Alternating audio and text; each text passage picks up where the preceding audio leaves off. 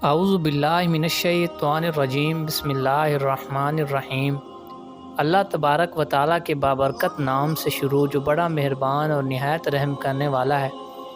پیارے دوستو، اللہ تبارک و تعالیٰ قرآن پاک کی سورہ مومنون میں ارشاد فرماتا ہے، اور کیا تم یہ خیال کرتے ہو کہ ہم نے تمہیں بیکار پیدا کیا اور کیا تمہیں ہماری طرف لوٹ کر نہیں آنا؟ پیارے دوستو، جس دنیا کے اندر ہم جی رہے ہیں یہ دنیا ایک دھوکہ ہے اور ہماری آنکھوں پر ڈالا ہوا ایک پردہ ہے۔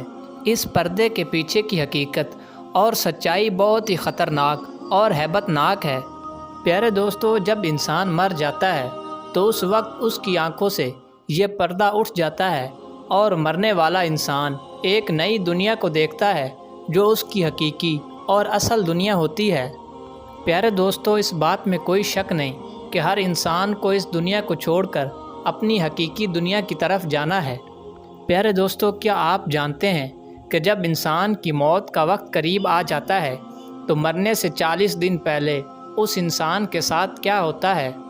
مرنے سے 40 دن پہلے اس مرنے والے انسان کے بارے میں فرشتے کیا کہتے ہیں، اور انسان کی موت کا فیصلہ آسمان پر کس طرح کیا جاتا ہے، اور روح نکالنے والے فرشتے انسان کے پاس آ کر کیا کہتے ہیں؟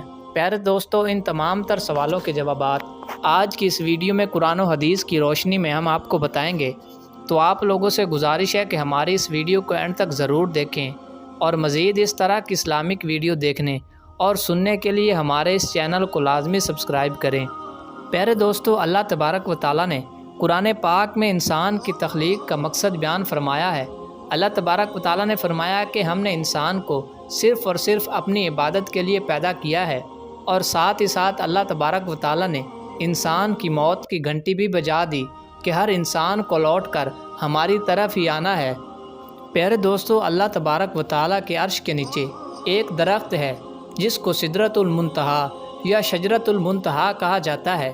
پیارے دوستو، یہ درخت اتنا بڑا ہے کہ اس کا اندازہ اس سے لگایا جا سکتا ہے کہ اللہ تبارک و تعالیٰ نے اس دنیا کے اندر انسانوں اور انسانوں کے علاوہ جتنی بھی مخلوقات کو پیدا فرمایا ہے ان تمام کے نام اور ان تمام کی گنتی کے برابر اس درخت کے پتے ہیں، اور اس درخت کے ہر پتے پر ہر جاندار اور ہر انسان کا نام تحریر ہے۔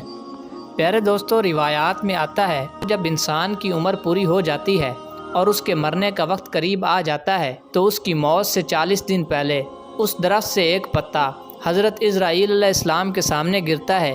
اس پتے پر اس شخص کا نام لکھا ہوتا ہے جس کی موت واقعہ ہونے والی ہوتی ہے۔ پیارے دوستو، جب شجرۃ المنتہا سے کسی انسان کے نام کا پتا گر جاتا ہے تو آسمان کے سارے فرشتے اس شخص کو مردہ کہنا شروع کر دیتے ہیں۔ اس طرح وہ مرنے والا شخص مرنے سے 40 دن پہلے ہی فرشتوں کی لسٹ میں مردہ شمار ہونے لگتا ہے۔ پیارے دوستو، اس طرح جس شخص کے نام کا پتا گر جاتا ہے وہ اس کے بعد 40 دن تک ہی زندہ رہتا ہے، اور جب اس کے 40 دن پورے ہو جاتے ہیں تو ملک الموت علیہ السلام اس کے پاس آتے ہیں اور اس کے سامنے آ کر بیٹھ جاتے ہیں۔ اس وقت بندہ اپنی بیماری کی تکلیف میں ہوتا ہے اور ملک الموت کو دیکھ کر گھبرانے لگتا ہے اور ان سے پوچھتا ہے کہ تم کون ہو؟ تو ملک الموت علیہ السلام اس سے فرماتے ہیں کہ میں ملک الموت ہوں اور تمہاری روح قبض کرنے آیا ہوں۔ یہ بات سن کر وہ مرنے والا شخص گھبرا جاتا ہے اور اپنے منہ کو دوسری طرف پھیر لیتا ہے اور اس کی آنکھیں پتھرا جاتی ہیں۔ تو ملک الموت علیہ السلام اس سے فرماتے ہیں کہ کیا تو مجھے نہیں جانتا؟ میں وہ ہوں جس نے تیری اولاد اور تیرے ماں باپ کی روح قبض کی، اور آج میں تیری روح کو بھی قبض کروں گا، اور تو دیکھ لے گا اپنے عزیز و اقارب اور اپنے ماں باپ کو جو تجھ سے پہلے موت کا ذائقہ چکھ چکے ہیں۔ میں وہ موت ہوں جو تجھ سے پہلے لوگوں کو فنا کر چکا ہوں جو تجھ سے زیادہ مالدار اور طاقتور تھے۔ تو اس کے بعد ملک الموت اس شخص سے پوچھتے ہیں کہ تم نے دنیا کو کیسا پایا؟ تو وہ مرنے والا شخص کہتا ہے کہ میں نے دنیا کو بہت ہی بے وفا اور مکار پایا۔ پیارے دوستو، پھر اس کے بعد اللہ تبارک و تعالیٰ کے حکم کے مطابق دنیا اس انسان کے پاس آئے گی اور اس سے کہے گی کہ اے نافرمان انسان، تو نے اپنے رب کی کس قدر نافرمانی کی، تجھے کتنے لوگوں نے نصیحت کی اور تجھے سمجھایا، لیکن اس کے باوجود بھی تم نے اپنی آخرت کو چھوڑ کر دنیا کے اندر گناہ کیے۔ پھر اس کے بعد وہی دنیا جس سے انسان محبت کرتا ہے اور جس کی لذتوں میں پڑا رہتا ہے، وہی دنیا اس انسان کو کہے گی کہ میں تمہارے اعمالوں سے بیزار ہوں۔ پیارے دوستو، پھر اس کے بعد اس انسان کا مال اس کے پاس آئے گا اور اسے کہے گا کہ اے نافرمان انسان، تو نے مجھے ناحق اور ناجائز طریقے سے حاصل کیا اور تو نے مجھے غلط کاموں میں استعمال کیا۔ اگر تو مجھے نیک کاموں میں اور غریبوں پر خرچ کرتا تو آج میں تیرے کام آتا۔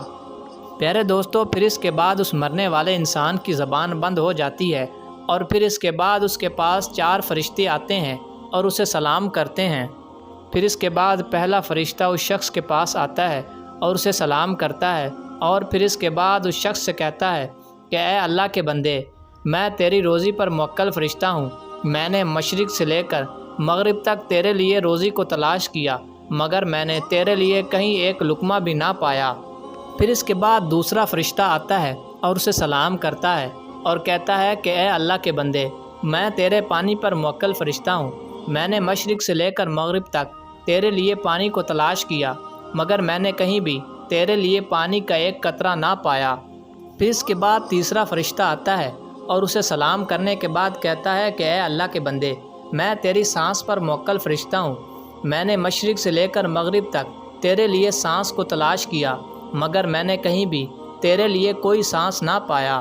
پھر اس کے بعد چوتھا فرشتہ آتا ہے اور اسے سلام کرنے کے بعد کہتا ہے اے اللہ کے بندے، میں تیری عمر پر موکل فرشتہ ہوں۔ میں نے مشرق سے لے کر مغرب تک پوری روئے زمین کے اندر تیرے لیے عمر کو تلاش کیا، مگر میں نے کہیں بھی تیرے لیے عمر کا کوئی بھی حصہ نہ پایا۔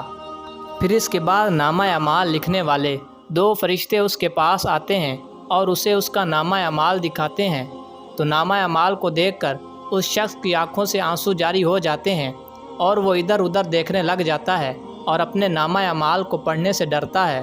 پھر اس کے بعد ملک الموت علیہ السلام اللہ تبارک و تعالیٰ کے حکم سے اس شخص کی روح کو قبض کر لیتے ہیں۔ اس طرح وہ شخص جو اس دنیا کو اپنی سمجھتا رہا، وہ اس دنیا کو چھوڑ کر اپنی حقیقی دنیا کی طرف چلا جاتا ہے۔